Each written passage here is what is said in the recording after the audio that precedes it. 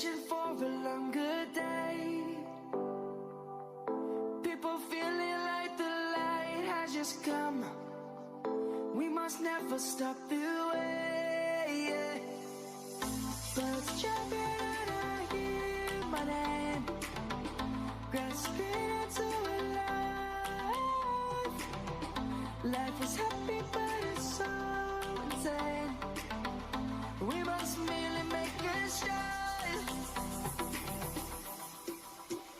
Savannah, I'm coming home. Savannah, we'll never be alone. Savannah, the beauty of the world. Savannah, let's all take a ride. Savannah.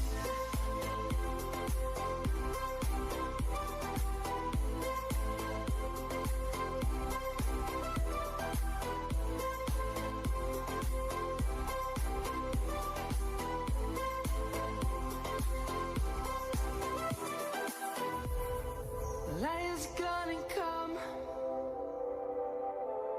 The birds have just begun. We will always take a stand for the people, for the land. Let's go back to when we were young. For the animals we stand. Let's go back to when trees were swung. Kids across the land. Savannah, I'm coming home. Savannah, we'll never be alone. Savannah, the beauty of the world. Savannah, let's all take a ride. Savannah,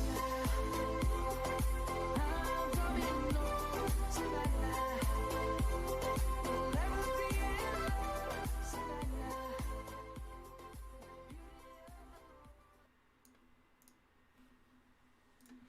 It's been an emotional day for a lot of people in America, a lot of people in Houston for a lot of different reasons. But Parker Ray and I are here to kind of sort through all of it, break it all down, see what we're affected by, what's making us happy, what's making us sad. Parker Ray, how are you today, man? Hey, it's been a crazy, like you said, a crazy day, a lot going on. Whether you like it or not, Joe Biden is the 46th president of the United States.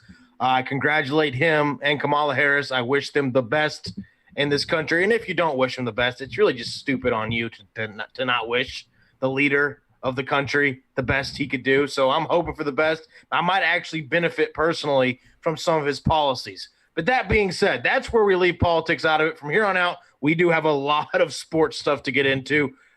Like the title just said, Michael Brantley, Uncle Mike, he ain't going anywhere. Y'all take that, Yahoo Sports. Take that, ESPN. So many people had Brantley in Toronto with George Springer. Guess what?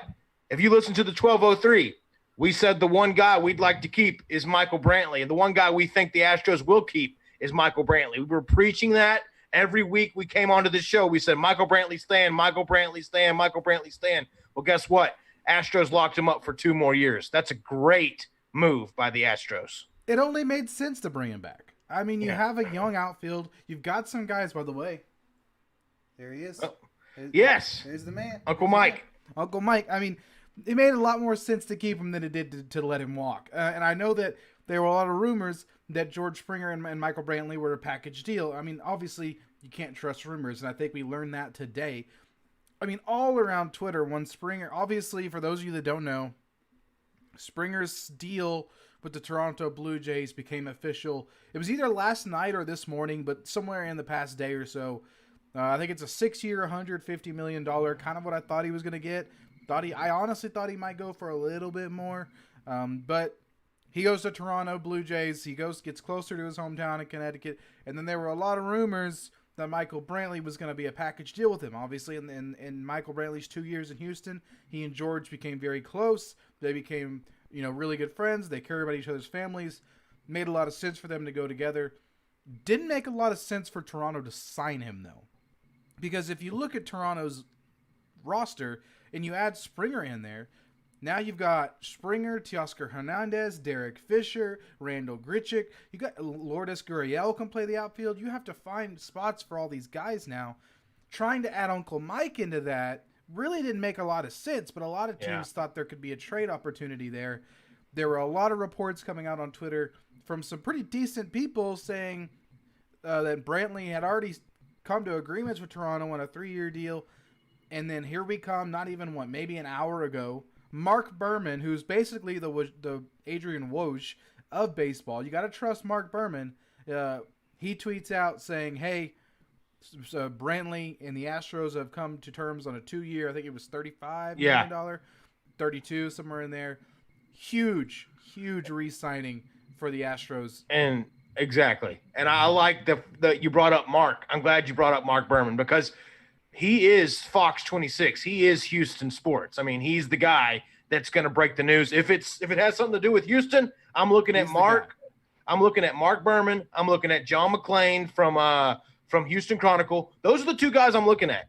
I'm waiting until they react to something before I jump on these bandwagons, these hype trains, and things like that. So exactly what you said, Reed. There was a lot of people jumping on the hype train that it was going to Toronto, and a lot of national guys because it made sense that they would jump on that hype train. They're trying to get all the players out of Houston that they can, and they knew Springer would be gone, so they were excited about that, and they were like, oh well, hey look, Brantley's going too. The Astros are going to suck. They were all getting all excited about it. But listen, for me, and this is the funniest thing. I think this is what I kind of look at.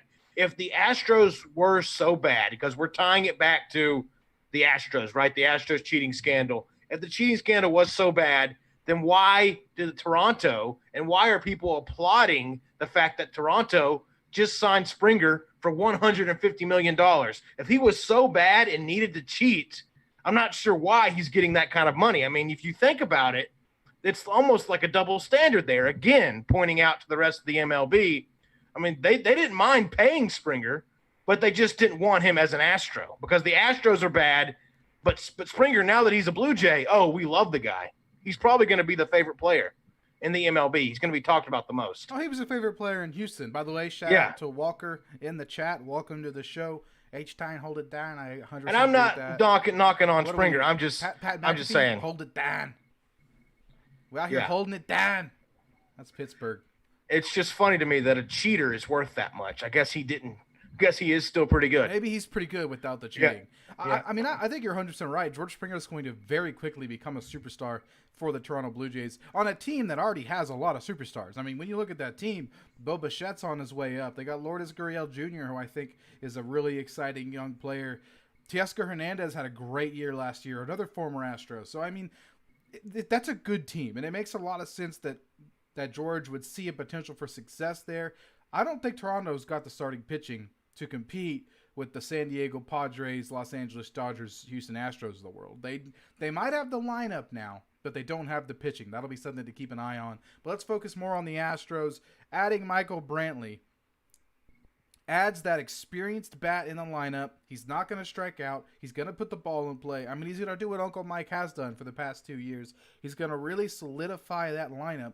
And you could stick him in the middle of the lineup, whether you hit him third, whether you hit him fourth. You could even hit him second to fifth, wherever you want to put him. And now the biggest question, Parker, who becomes your leadoff man with George Springer gone? And you have a couple options. I think Jose Altuve could make sense. I mean, he's obviously always been the characteristical leadoff hitter, so you could lead off Jose and Altuve. A traditional offense, you'd think Altuve would be your guy. I like Altuve hitting second. That's just where I think he's at his best. You get to protect him with the third. You get guys on front of him in the first. Yeah. Miles Straw is a guy who's, if they don't go out and sign a guy like Jackie Bradley Jr., which I still think is a possibility, if Miles Straw is the everyday guy in center field, he makes a lot of sense to lead off. He's got some of the best speed in the league. Let's assume Miles Straw is the everyday center fielder. As of right now, you got Straw leading off. You'd have Altuve hit second. You could also hit Brantley second, however you wanted to play it. Probably Correa third, or maybe Bregman third, Correa fourth, Jordan fourth or fifth. You can flip those out. Yuli Again, sixth. Yordan back, It just too. gives you Yeah. having. Jesus Christ. It's still God, a we're very good lineup. And then you got to remember, Kyle Tucker's still got to fit in there somewhere. And Jesus Kyle Christ. Tucker was your best hitter last year. So Yeah, you still have- showed me a gif of Kyle Tucker. I was complaining to my cousin on Facebook. I was like, "Dang, we're losing all these guys. Who are we going to stick out there? Who's going to be our guy?" And then you showed me a Kyle Tucker gif, and I was like, "Yeah, that's probably Yeah, about it's right." his swing right next to Ted Williams, the best hitter of all time. Yeah, and you're like, they call him Ted, I think but he'll be okay. yeah, I think we'll be all right. He's got a great swing. Came along last year. As far as the leadoff question, though, out of the guys you mentioned, I could make an argument for Altuve, but I really like when you said Miles Straw. I want to see that. I think if you have him at first, Altuve second, and then line up the guys after that. Obviously, you got so many options after that, but I mean that's a lot of speed to start off the game with. And if you're power. the Astros, I mean, Miles doesn't have the and power. pop, yeah, But I mean, Altuve is a 20-homer guy when he's yeah. at No, his best. Altuve has power. Correa, Bregman, Yordan, Brantley could all be 20-homer plus guys. Yeah, And Tucker could be a 20-homer. I mean, this lineup is still so good. Without George Springer, it is still so good. You lose that spark plug. I know. I understand that. You lose spark. Probably the best leadoff hitter in all of baseball. Like I understand how big of a loss George Springer is. But people, Yordan Alvarez still exists. Kyle Tucker is still an Astro.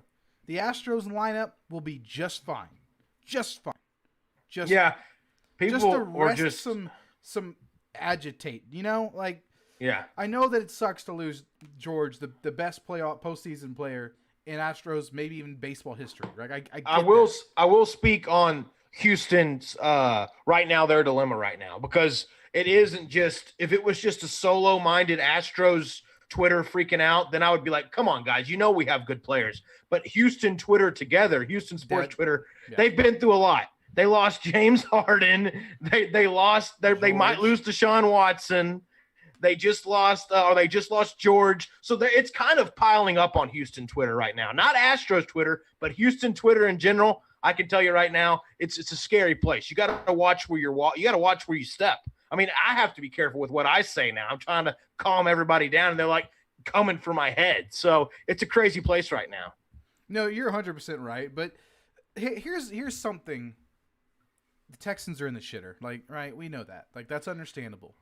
Yeah, I don't know if they can salvage are it. Still a decent team. They have some young players. I actually have some optimism for the Rockets fans. We're going to talk about that. So maybe Parker can lift you up there. Let me pick you up for the Astros fans. Okay. Lineup's still good, right? You still have one of the best 1 through 7s maybe in all of baseball. It's just straight up. You got Altuve, Springer, Yordan. Not Altuve. Yeah. I just said Springer. Altuve, Bregman, Yordan, Brantley, Yuli, Correa.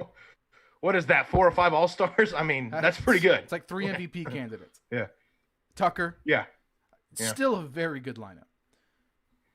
Now, pitching is going to be a bit questionable, but you got Justin Verlander if he's healthy. I don't know what his status is for this season, but ideally he pitches this year. I almost completely forgot about old JV. I don't know about that, but Justin Verlander, his status is still in the air. Zach Greinke's coming back, so he'll be the ace this year. I really like Zach Greinke. Lance McCullers Jr., locking it down, one of the best up-and-coming pitchers in the league. And maybe he'll have a better year this year, too. I think he'll bounce back a little bit. I think he will. I have a lot of faith in him. I know that he wants to be in Houston for a very long time. He does. He represents H-Town. Yeah, so Lance is definitely going to be here for a while. And then you've got a couple other – I mean, you got some young pitchers that are coming up. I think Framber Valdez is just a legit, really good starting pitcher. I think I've seen a lot of good things from him. What was the other guy's name? The guy that almost won Rookie of the Year. I am drawing a complete blank. Christian Javier. Christian Javier. I really liked what. So I mean, I did like Javier. Starting pitching will be okay. We've got a lot of right-handed pitching prospects. Forrest Whitley still has yet to make his major league debut. Don't forget about that. We talked about the young. I remember that being a storyline. Now, obviously, I'm terrible with names and everything, but I remember. I think Javier was one of them. Javier. We talked about the Astros pitching really surprising us in the playoffs. I mean, that really wasn't against the Tampa Bay Rays. The pitching really wasn't the problem. It was the on again, off again offense that was the problem if we go back to the playoffs. So the pitching, the young guys stepping up, I still think are going to surprise some people. I mean, the announcers, Joe Buck and everybody else, they were just at a loss for words with these no-name guys coming in. They were like, who are these guys? They were just so just taken back by the Astros' young pitchers. They're like, there's no way they can keep up with the Tampa Bay Rays. Too. And they were dealing. They were wheeling and dealing. It was the Astros offense that ended up kind of being the, going down by 3-0 and then having to come back. But against a good Rays pitching staff. Against a good Rays pitching staff. But the Astros pitching staff came to play in that series, and that's worth noting. Yeah, 100%. And they've added some big pieces. They picked up Ryan Stanek, who I really like. He was a former Ray. I think he pitched for the Marlins the past 2 years. And then, of course, Pedro Baez coming over from the Dodgers, one of their best bullpen pieces, is now an Astro. I still think they're going to make a couple more moves for that pitching rotation, whether it be adding a back of the rotation starting pitcher just to fit in behind. I mean, you could stick him in either 4 and then have Javier pitch the 5th day and go Greinke, McCullers. I keep drawing blanks today, man. But, I mean, my point is you can add a middle to back of the rotation starter. I don't know who that name is. I don't have it pulled up. Trevor Bauer is still on the market. Maybe the Astros are saving up to go after a big starting pitcher. Bauer could make sense. I know some Astros fans have some distaste for him, but here's the thing that excites me. Let's say the Astros don't go after a Jackie Bradley Jr. They don't sign a Marcell Ozuna this offseason, and they roll with Brantley, Straw, and Tucker in the outfield. I don't know who your 4th outfielder would be.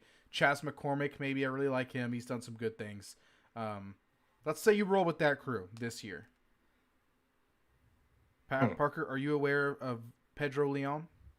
Yes, I am, because of what you told me, and then everyone else. Like me first, sudden, like a couple days after.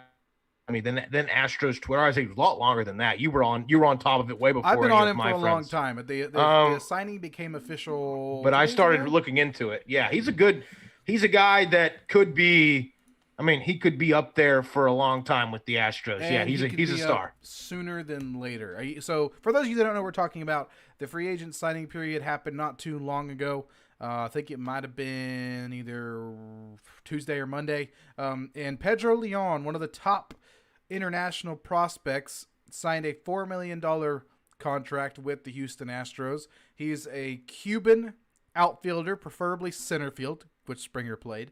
He's 22 years old, and he is, from all accounts, a true 5-tool impact player.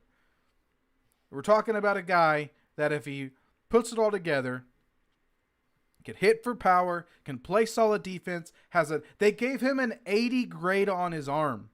You know what that means? 80 is as high as he gets, 20 to 80. He's got an elite arm. This dude, well, that's weird. This dude throws it in from 98, 99 up to 100, throwing the ball in from the outfield. He's got a cannon. I mean, he's a monster. Here is something from MLB Pipeline.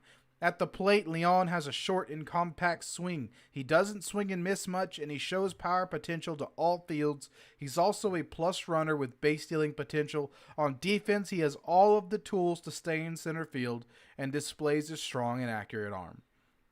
Yeah, he could be in an Astros uniform as early as 2021 if they're probably gonna stick him at AA or AAA. And if he just lights it up and shows that he is ready for this at 22 years old, Pedro Leon could be the replacement for George Springer sooner than later. It's a really exciting player. Obviously, guys like this don't always work out. But the last 2 Cubans the Astros have signed, Yuli Gurriel and Yordan Alvarez, have turned out pretty good. I think the Astros have what they call a pipeline. It's an MLB pipeline. But I think the Astros have a connection with Cuba, obviously, with South America, with all those countries. They have those relationships, and they've always done really well, at least as of late, really well with those relationships. So I expect nothing less. I expect this guy to come in. The Astros dugout is going to be a place where I think he would thrive. He would love the guys. He's got some older guys he can look up to, like you said. That are from his country and speak his language. They can speak his language. Yeah. They can bring him along, because the MLB coming to America in general, and just the MLB and just having all that money thrown at you can obviously be intimidating from a young man from anywhere, but especially from another country coming in. So he has a Especially good from Cuba, because you've got to Yeah. fight to get out of Cuba. You got to fight to get out. I You mean, gotta fight to get out of there. the fact that you make it and that You we only know didn't who his even name leave is. until he was 30, and I mean, people don't realize in Cuba Yeah. he is a legend. He's the Babe Ruth of Cuban baseball. Like, Yeah, and we he didn't is we their didn't Mike know Trout. we didn't know that until he was able to fight his way out. Right. You know, because that's the thing is Cuba's lockdown, man. I mean, no matter what kind of problems we have here, you look at Cuba, it's a lot different over there. But yeah, no, him to get here and play, and whenever he finally gets to come to the major league level, which he will, I think he'll take advantage of that opportunity. And I think being in Houston with a lot of connections like that, I think he's going to like it, and I think he's really going to excel. And like you said, the Astros, just like that, the machine keeps churning. I really am a big fan of James Click. I think he kept the momentum going. I think Jeff Lunau, obviously, he started a lot of it, but James Click has kept it going in the right direction. So the Astros are still going to be a team that's going to be around for a while. I mean, you can't just destroy a farm club like that. I mean, it's been churning out prospects left and right for a long time. Finds ways to replenish too. Like they always find ways to refill the spots that they lose. Yes, and I think that's one thing that the Astros do very well. Now, you mentioned James Click and Jim Crane. Yes, well, Jim Crane, I didn't want to even mention him, but you the did. Astros have to prove something to me a year from today. If you want us Astros fans to stay committed, not a big Crane and fan, take by the you way. seriously, we need a long-term contract for Carlos Correa. Nothing, no ifs, no ands, no buts. We need Carlos Correa long-term. I don't care what happens. I don't care if he has an injury-riddled year. At 27 years old, a dude with that much star talent and potential, you have to keep him around. And if he has an awesome year, all of a sudden he's a $200 million player, I don't care. You need to prove to Astros fans you're willing to keep those stars in Houston. Yeah, you did it with, but we gave Bregman a contract. Bregman took a very club-friendly deal, 5-year, $100 million. That was a very club-friendly deal for him to take, and I know that $100 million is not a small amount of change, but look, you let the past 3 times we've had superstars, they've walked. Think about that. We had Garrett Cole, gone. Let him go. Charlie Morton, he was a Cy Young candidate. Let him walk. For not very much, might I add. The Rays did not pay Charlie Morton a crap ton of money. And he was a very good pitcher for them. And I think it made a lot of sense to bring him back. Let him go, because you don't want to pay anybody. And then, now you've got George Springer, literally the heart and soul of the team, and you're not willing to shell out for him. Whether he wanted to be there or not, he might have declined a big deal. And we don't know, because he wanted to be up north where he's from. But from what I know, the Astros weren't offering him. I know they weren't offering him $150 million. Next year, you've got to show us. Open your damn wallet, Crane. And let me tell you something. Open your damn wallet, by the way. So I went to Forbes, rich people right there. Jim Crane's listed on Forbes. His net worth is $1.3 billion. So he's doing all right, okay?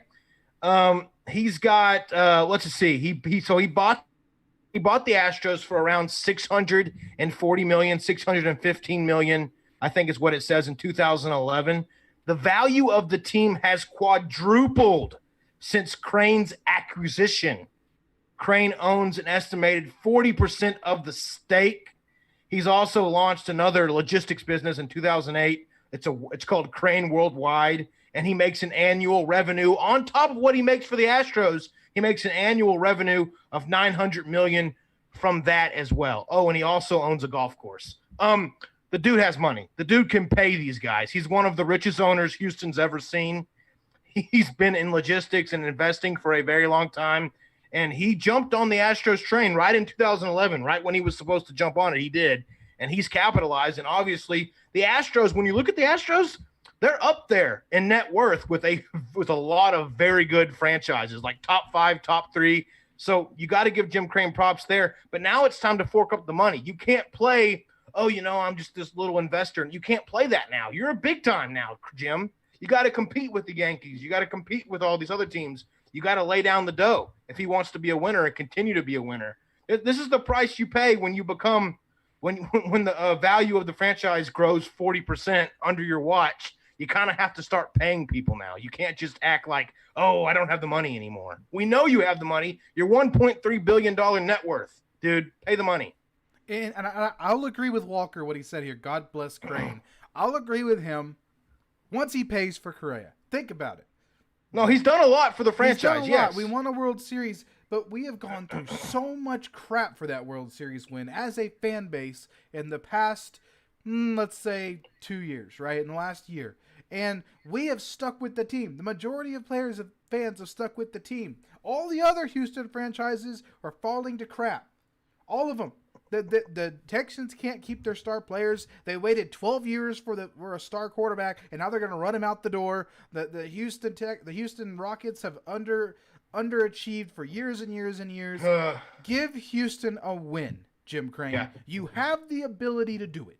You have the money to do it. Yeah. God, because we don't, like Parker said, God, we need the win. Give us the win. Because we don't want to look at it. I mean, Tillman Fertitta, he has very good restaurants, Landry Seafood, all that stuff. I'm not. He owns a lot of casinos. I'm not completely out on Tillman yet for the Rockets, but I don't want to put Jim Crane in the Cal McNair category. I really don't. For Houston owners, I don't want to slide Jim Crane down to Cal McNair. I don't think he could ever be. But this is how decisions are made, and I just obsess over these things. So if I somehow wake up and say, oh, I hate Jim Crane, I'm going to label him a Cal McNair. But so far, I'm not. So far, I'm good. Let's just keep me happy, Jim. You want to keep me happy? You fork over the money. You're a billionaire. You got money to do it. You're the reason you're rich is because fans like me and Reed, we go to the game. We buy the tickets. Pay the money. Okay, I'm done. That's my Seinfeld moment. That needs to go in our intro. Yeah. Anyway, let's move on. Let's stick with some possibly good news before we move on to the sad news. Parker, James Harden is gone. For better or for worse, woohoo! He's gone. Oh, Satan sorry. Bless Cal McNair. I like that, Walker. Satan bless Cal. We're gonna get there. Just give us a few minutes. What are you liking? What are you disliking of the post James Harden Houston Rockets? Obviously the record is not going to be as good as if we were to have a prime ready to go, ready to play James Harden. He was always good for about 50 to 55 wins in the regular season. We know his stats were always there in the regular season. So you're going to look at these Rockets, and yeah, they're 4-8. It's still very early. They lost a game, I guess, last night or the night before last to the Bulls. It was an upsetting game. There were some games. The Spurs. They lost the Spurs too. Yes, they're sitting at 4-8. Like I said, 4-8's not great. They're like second to bottom. It's still very early in the season, and I'm not panicking yet as far as that. But I think we need to realize that there's all these young guys coming in. They're starting to develop, starting to get reps. Victor Oladipo came in his debut, and he dropped 30-something points in his debut. It was a good debut. I think he's a solid veteran. I think when they get John Wall back, he'll be good. Boogie, if he can stay on the court and not get in foul trouble. You still got Eric Gordon and PJ Tucker. So you've got about 5 or 6, and Daniel House. You got about 5 or 6 veterans, and you got a lot of young guys. You got guys like Jayshawn Tate, who Rockets Twitter was already blowing up, just saying Jayshawn Tate is the best left-handed player we've ever had. Just taking shots at Harden, by the way, who was left-handed. But it was just funny because you know how Houston is. Houston Twitter was blowing up. Jason, he made 1 3, and people were like, the best left-handed player we've ever had. They were like, okay. But it was just funny to hear. But Christian Wood is for real. He's about 6'10", 6'11". Dude can ball. He was interviewed on NBA on TNT. After the Rockets beat the Spurs the first night, and then the Spurs came back and beat them, he was interviewed by Shaq, and Shaq's like, when you were playing in Detroit and Milwaukee, I didn't know who you were. And then Christian Wood just said, oh, you a casual, man. You a casual. You need to keep up. And he put Shaq on blast live on air. And he was like, yeah, I mean, look at my numbers. I'm pretty good. And he started talking about all his – and it was like, after the interview was over, Shaq's like, okay, big dog, I know who you are now. So he's like 6'10", 6'11", can shoot the three, can post up, can do a lot of different things. I really like him. There's a lot of young guys like that. Jayshawn Tate, him, Sterling Brown. We'll see how Mason Jones does. He's more of a spot-up shooter. But I really like what they can do with these young guys if they can keep them all together, keep growing. They got 4 first-round draft picks out of the Harden trade, so they're going to just keep getting better. And most of the time in the NBA is a lot different than other sports. The NBA, you draft somebody in the first round, I mean, they can play for you, right off the bat. They can go, they can contribute, they can be a star player right out of the gate. Devlin Vassell, I think, has been really good for the Spurs so far. Yeah, so guy, but I mean, it doesn't take them long to develop in the NBA. I mean, you learn the game really quick. You pick up. I remember Lonnie Walker first coming in. He played on the D League for like half a season, and then all of a sudden he was balling. He's a big part of the Spurs lineup. He had a bit of a ramp up period, but he's come on real strong. Yeah, I liked Lonnie too. I remember liking hearing a lot about him. So yeah, the Spurs and the Rockets both have really young teams, and I think they can grow. I think that right now, if you want to look at probably the most competitive team in Texas right now, hate to say it, but it would probably be the Mavericks with Luka and Kristaps, and Rick Carlisle's still a hell of a coach. Greg Popovich seems like he's kind of on his way out, like he's kind of halfway in, halfway out type thing. 6, they're a pretty good basketball team. They're much better. They're much better than they've been the past few years. I still think the Spurs are going to be a playoff team for sure. I just don't know if they're going to be up there with the Mavericks when they get everything going. But the Rockets may not be a playoff team here. They may have to slide in. They may not even make it. But I will say they are better because they weren't winning with Harden. They're not going to win with Harden. The Nets aren't going to win with Harden. I'm sorry, the Nets aren't going to win with KD, Harden, and Kyrie. That's Kyrie's a shit show waiting to happen. Whenever he comes back, whether he comes back or not, it doesn't matter. That's a shit show waiting to happen. Harden will collapse. They're already going back to playing ISO ball with Harden and Kevin Durant just standing around. I don't think that's going to last too long. Feelings will get hurt. Tempers will flare. And Harden will upset somebody, and then the whole team will crumble out from under them. So I'm just ready for the Nets to collapse. That's really what I'm waiting for, is the Nets to collapse and me to laugh the whole way down. I mean, that's my whole thing. I hate to burst your bubble, but Harden dropped 34, Durant dropped 30. He was doing that in Houston. And they beat the Bucks. He was in the regular season. Yes. In the regular season, we've beat the Warriors before. We've beat the Lakers before. In the regular season, the Rockets have beaten some pretty good teams. And we'll see. I'm not gonna just jump on. I know that was obviously a point you made. That was almost like bait, but I'm not gonna take the bait there because I've seen Harden do that in the regular season. It doesn't mean anything. He's gonna get to that ISO ball in the playoffs, and then I'm gonna be sitting there looking like, yep, dribble, dribble, dribble. Oh, dribbled off his foot. Yeah, but y'all didn't have a Kevin Durant though. Kevin Durant's the best player he's ever played with. Been there, done that. But you're right. He had a great Warriors team around him. I don't know if I put that system the Warriors had as the same system the Nets have. We'll have to see how good of a coach Steve Nash is. Right now, Steve Kerr, obviously a pretty good coach. We'll see how Steve Nash and D'Antoni and those guys can, because their ISO ball system has a history of it doesn't work in the playoffs. It just doesn't. It's exciting, but it doesn't work. We'll see. I guess we will see. But yeah, it's a tricky situation there. It's just a lot of egos. Yeah, and I think that's a lot of what the NBA has turned into. Well, that's why it's kind of you have to have a fine line between players' league and owners. You don't want the owners doing everything, but you also don't want the players just being able to, I don't want to play anymore. I want to go play with my friends. Like, come on, do your job. Like JJ Watt said, do your job. Do your job. I was thinking about that the other day because I was looking back at the Kawhi Leonard situation. It's like he definitely didn't do his job. He complained. Just a grown man throwing a fit because he wanted to play with his friends. Absolutely. Like, hold, are we 4? Well, that's exactly right. That was like, and a guy like Kawhi doing it, who I honestly never thought would be like that. I thought he would be a guy that showed up, did his job. For him to do that to the Spurs of all places, I was a little bit surprised. Ready to pay him a lot of money. Yes, and he was going to be awesome there. He had it made in the sun, man, and he just decided he wanted. And now he's in LA, and I mean, I think they're okay, but what's the record? The Clippers are not as good as they were last year. The last year was probably their best bet. Now the Lakers have just gotten so much better, and I don't know. It just depends.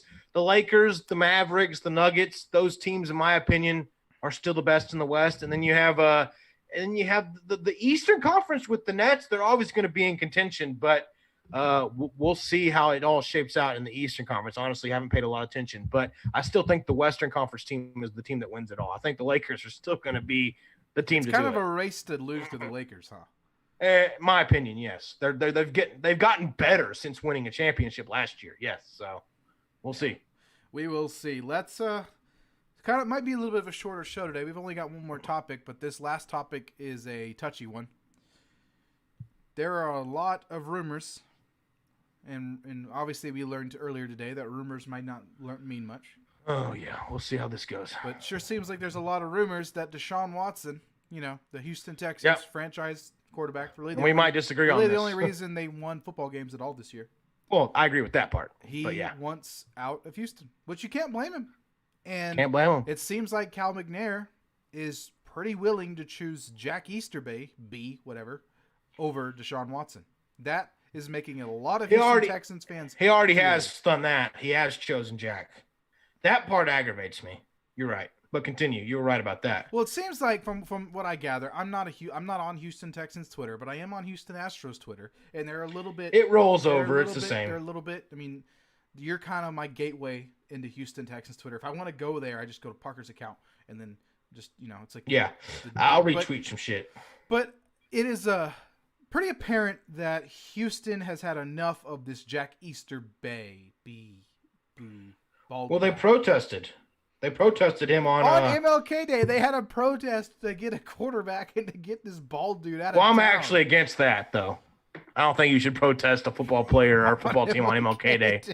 I think you need to learn. I think you need to take a history lesson and see what they protested in the 1960s and 50s. You couldn't have waited a day. Just a day. No, you had to protest. It's MLK, man. It's MLK. I mean, come on. It's MLK. A quarterback situation on the dude got shot because he was fighting for equal rights, and he didn't get shot. He got bombed. He got blown up. Was it bombed? Yeah, he got blown up. I thought it was a shot. No, he got blown up. Did he? And they're marching for a quarterback on his day. Wrong thing to march for. Yes, that's Walker, not good. You're right. It is the wrong thing to march for. And if you're going to march for it, don't do it on MLK Day. Yeah, that was my whole thing. But back to the I agree. Back to what we were talking. I agree with that. I could go off on that too, but so I pretty much tweeted about that. I was like, kind of tone deaf, aren't we? I mean, 2021, we're doing this now. But it's just people are idiots. It's like 3 weeks people in. Are idiots. People are idiots, man. That's going to go down. That's just idiotic right there. But so Deshaun Watson wants out. Easterby is not going anywhere. John McClain wrote an article, interviewed with Cal, saying that Cal basically just told everybody to deal with it. He's not – Easterby's his guy, his lover, his whatever they call – I don't know what he is. Dude is an author, okay, dude? Dude's an author and a preacher. He's like a Joel Osteen type guy. He's like an evangelist. Easterby? Yes. Google Jack Easterby. Trust me, that's the first thing that comes up. He's an author and he's an evangelist. He's one of those almost like those televangelist guys that go around and speak to people. That's what he is. And he's a culture type of guy. He's supposed to bring positive Christian thoughts to the locker room. And he's the one deciding? He's not a football mind. No, he's not. Okay, I'm about to get you aggravated about Easterby now. Look up Easterby. His qualifications. He has none. He has no qualifications. The first thing that pops up is author and the fact that he was an evangelist, if you look a little bit further down. Yeah, I mean, I found that he was named as the executive vice president of football operations on. Yeah, but that was by Houston. Before that, he was an author. That was in 2020? Yeah, he was an author and an evangelist. Yeah. He wasn't anything before that. Apparently, he worked with the New England Patriots for 6 seasons. But he was just like a cultural locker room. He was coach. Okay, what did I just say? He was a preacher. Became development director. You know who they hire as character coaches? Another word for culture coaches. Those are the guys who come in. They try to change the culture. He was an author and he was an evangelist and he was a preacher type guy. He's trying to make it like a Christian culture type thing. And I'm like, that's whatever you want to do, but he should not have power in a locker room. It's a long step from going to character coach or culture coach to vice president of whatever you just said. I mean, he doesn't deserve that It's title. funny because on the Houston Texans website, they're so proud of this. Together with head coach and general manager Bill O'Brien, Easterby helped reshape the Texans roster prior to the 2019 season. How's that worked out for you? It's the same team and you're 4-12. Yeah. Okay, look, it doesn't say anything with football. The first thing, author, and then you go far down.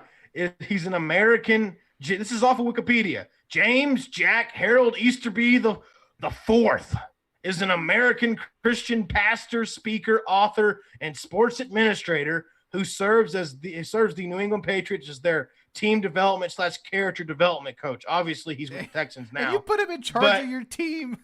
But this guy doesn't deserve to be in charge of any. Like, yeah, okay, if I want to go hear him preach, I'll go to his church. I mean, okay, fine, I'll do that for free. Not going to pay the guy. I'm not going to pay him to talk to me. To make your decisions for you. Yeah, I'm not going to pay him to make there's a difference between preaching and running a football program. It's a little bit different. I mean, listen, if he was blessed to be a preacher and that's his calling, I'm not knocking preachers. I'm not knocking Christian values or anything like that. I'm saying he doesn't deserve to be a football administrator of any kind. He's just a character guy. Whatever. Bring him in, have him preach a couple of weeks, and then send him back on his way, and he has to get a day job or something, or he can write books or whatever. But, yeah, the whole thing is just choosing him over Watson has been upsetting. But I actually think – here's my theory, and here's where we may disagree. I think the Texans have recently interviewed Eric Bieniemy and a few other guys. They're obviously backtracking here. I think if they bring in Eric Bieniemy, and maybe just him, if they can bring in Eric Bieniemy somehow magically, and he comes in, I think they can still restore the Watson relationship. This team is not dead yet. If they can bring in Eric Bieniemy, maybe they can make Watson happy. Maybe they can build a team around Watson again and have that offense going, and maybe they can win games because all this frustration. Let's go back to September. He signed I guess it was a 4-year extension in September of 2020. Not that long ago, really. I mean, it feels like forever ago. But September of 2020, he signed a 4-year extension. That being said, the Texans lost a lot of games after that. And he got frustrated, and he was upset with a lot of the hires and not putting him in charge of things. Because as soon as they went 0-4 and lost Bill O'Brien, I 100% knew, okay, yeah, they may be close in some games, but this season's over. You can't go from 0-4 and expect to be any good after that. 0-4, that's a quarter of the season. I mean, you're done. You just lost your head coach. You had Romeo Crennel, who, God bless him, he was a great defensive coordinator in his time, but he wasn't a head coach. He's not a head coach type guy. He's not a guy I would put my team around. So he was out there having fun, doing whatever, but he wasn't making good coaching decisions. So it was pretty much a wasted year from that point on after you got rid of the head coach. So he comes in, they lose. Now they get to the GM hiring process. And this is where the frustration kicks in for Watson again, because after all the games they lost, they end up hiring Nick Caserio, who is a guy from the Patriots. He's a Patriots guy. He's like the director of personnel there. He's a big time personnel guy. He's one of the first personnel hires the Texans have had since, I guess, back when they had Rick Smith as the GM. He was pretty good GM for us. But then they got rid of him. They hired some other guy in between. Didn't work out.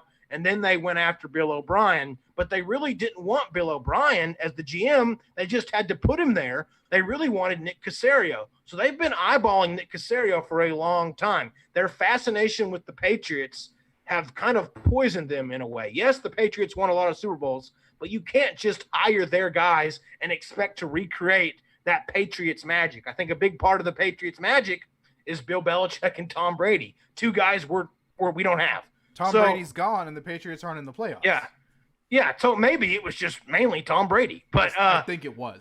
a big part of it was from Tampa, and all of a sudden Tampa's probably going to make the Super Bowl. I mean, they'll probably beat the Packers. I'm not even lying. We might get to predictions again after we might end it with predictions. We'll end it with predictions. So yeah, my point is they hire Nick Caserio, they hire another Patriots guy, they don't let Deshaun Watson. And listen, I'm not knocking Nick Caserio because everybody from Boston Twitter and Patriots Twitter, they actually say Nick Caserio is a pretty good hire. I mean, he knows the players, he knows how to relate to them, and he knows how to pick players. So I think he's going to be a good GM.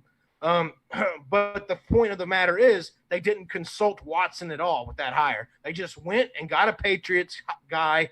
They said they were going to hire Nick Caserio, but they never did. But the things Nick Caserio has said about Watson and has said about Eric Bieniemy, it's almost like he's excited about hiring Eric Bieniemy and keeping Watson, but Cal McNair and Jack Easterby are not. So there's almost like two battles going on. There's the Nick Casario side.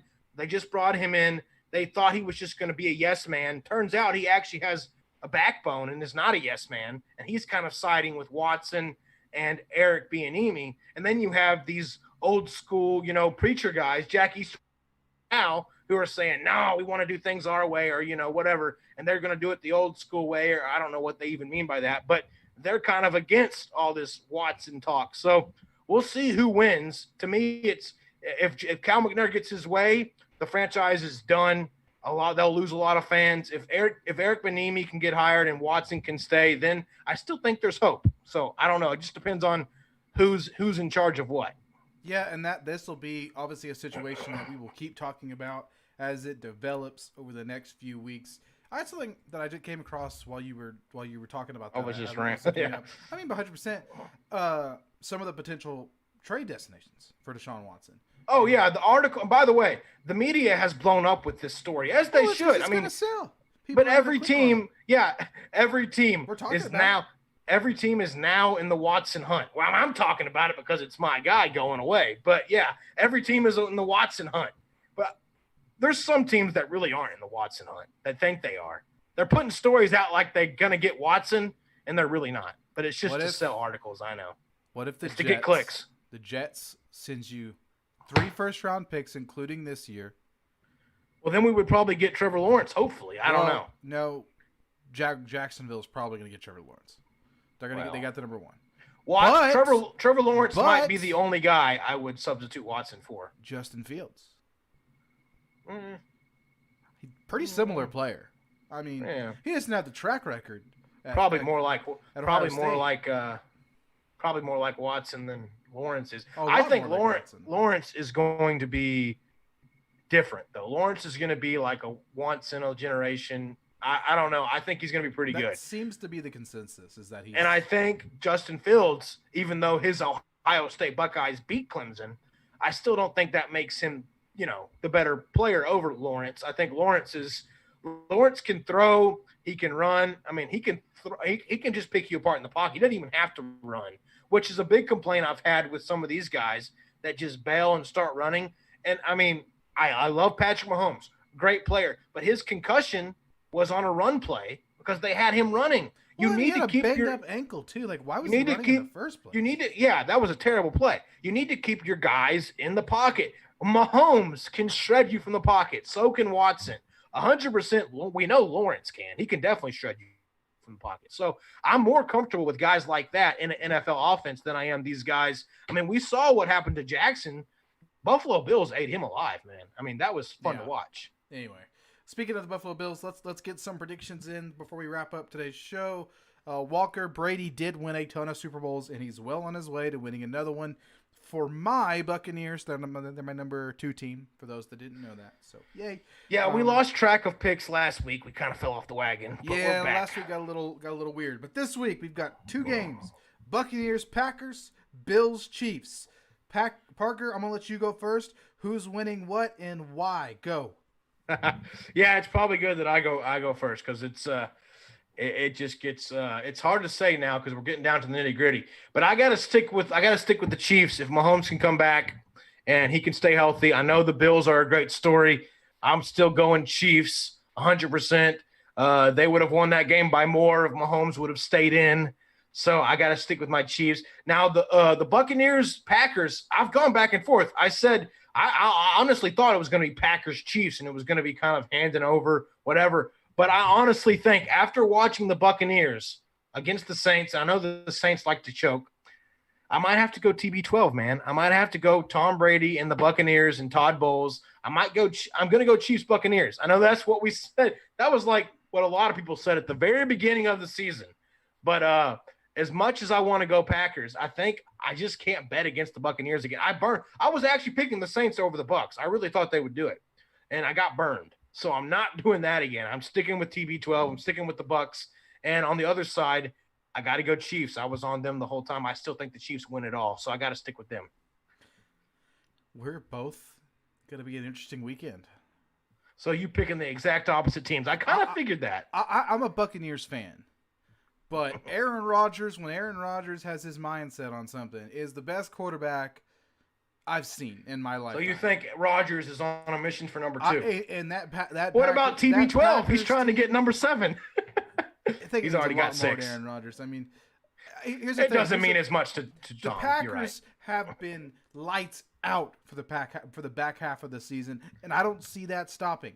I think they've got what it takes to stop. Were you this surprised by the attack. Buccaneers beating the Saints, though? Were you surprised by that? Because their defense looked pretty good. I would have picked the Bucs had we been able to do a pick 'em. I really would have. So you saw that coming. I didn't see that coming. I didn't think it'd be as bad as it was, but yeah.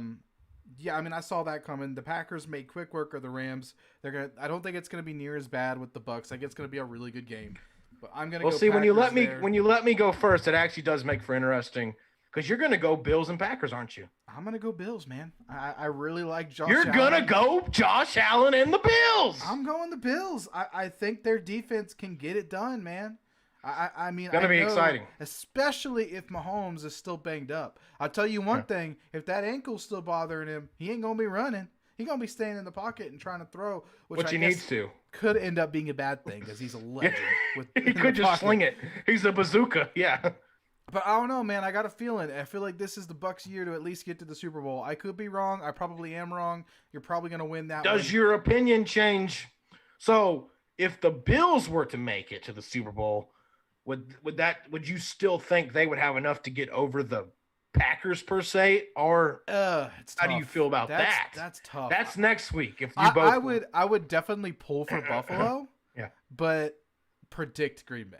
Now, if it was like if Chiefs just blow out Buffalo and it's Chiefs Packers, what do you think? Because that could very well happen too. Yeah, I'd go Packers. I think, and the big reason. Because I'd be going Chiefs in that. I think Jair Alexander would have the skills to stop Tyreek Hill, and if you can stop Tyreek Hill, all you've got to do is focus on Travis Kelce. Yeah. So you got Kelce. I think that can make sense. I mean, I know that what's his name, Nicole Hardman. He can be a threat, but I mean he's. You think this Alexander? I mean, obviously, but this Alexander guy can keep up with Cheetah, Tyreek Hill. Probably the second best corner in the league. So I mean, if he can't do it, then most people can't. What's the other guy's name? I've never seen a player this quick. I mean, Tyreek Hill looks like he's playing. I'm not saying that he can like keep up with him pace by pace, but I think he's a good enough corner to slow him down. I mean, that'll be interesting. He's been one of the best. It'd be a great battle. That'd be such a hard game to predict. It really would. By the way, Andy Reid. Oh my God, that play with Chad Henne going for it on 4th down or whatever it was. I guess it was 3rd down or 4th down, but it was the end of the game. Chad Henne was cold as hell, dude. He just flicked it to that guy, and he was just like, he walked off the field like, yeah, been there before. Chad Henne came into the league when I was like a 7th grader. Oh, yeah, he's old. He's been playing forever. But he did his job. I mean, I guess he did what they wanted. He did throw a really terrible interception that almost cost them. Yeah. But then he made I mean, it did, but I was talking about that play at the very end where it was just like nobody thought they were going for it, and then all of a sudden Chad Henne still comes run out. Like that. Boom. Yeah. He did it, man. It'll be interesting, man. And if Mahomes doesn't play, I think we're both Bills, right? Yeah, Mahomes doesn't play. I take my pick back. That's I reserve the right because that's stupid. And that does seem like a legitimate reality that he doesn't play. I mean, because the concussion is normally a 10-day thing. You have to. Well, then I have to just keep. I have to just keep going against the. Yeah, I would definitely pick the Bills, but in the Super Bowl, I'd have to go with the other team. What did you think? I can't have the Bills win. I can't have the Bills win the whole thing. I mean, yeah, I predicted they would win the AFC East, but man, this Josh Allen guy coming in the league legit, dude. I didn't know he would be this good this early. Especially crazy. Watching him play Texas State back in the day. That gives me nightmares, actually. I don't like thinking about it. But that Wyoming game was hard to watch, actually. Yeah, he's legit, man. And I think the Bills have a hell of a defense. Tre'Davious White, great corner. I don't know. They picked off Lamar Jackson. Pick 6. That was such a... It's going to be interesting. That'll be a fun game. It's going to be a good weekend of football. So It has been. It has been some good football. We will put our picks on Twitter the day of the game so y'all can tell us who you agree with. We can poll everybody like we did for the wild card round. We didn't do one last week. We're going to do it again. Because my pick's reserved to change game day if Mahomes isn't playing. If Mahomes isn't playing, we're going to I'm going back Bills. Yeah. We're definitely both going Bills, so then it'll just matter on the Buccaneers-Packers game. But yeah. Anyway, I think that's going to do it for us today. Don't you think? Yeah, great show. We ended up getting some more topics in it, or it felt like more topics at the end. So yeah, I'm glad we did it. Yeah, we definitely got to talk some football. We will be back next week, Wednesday at 5 p.m. So make sure you stop by the Old Man Entertainment. Drop us if you like what you heard today. If you enjoyed the show, hit that subscribe button on for our YouTube watchers. We would really appreciate it. Small channel. If you're interested in doing anything for Old Man Entertainment, whether it be writing on our blog or you want to start your own podcast, let us know. We'd love to be the avenue for y'all. But hey, we had about 4 or 5 people watching the whole time. That was pretty good. Yeah, thank y'all for Hey, look, I'm by. milking I think this is what Brantley does. It's like milking the cow or jacking off the bull with 2 dicks. I'm not sure which one. Whichever one you want it to be. On that note. Oh, sorry. I didn't know. I just saw him do it. He does it a lot. We'll see y'all next week. All right. When I'm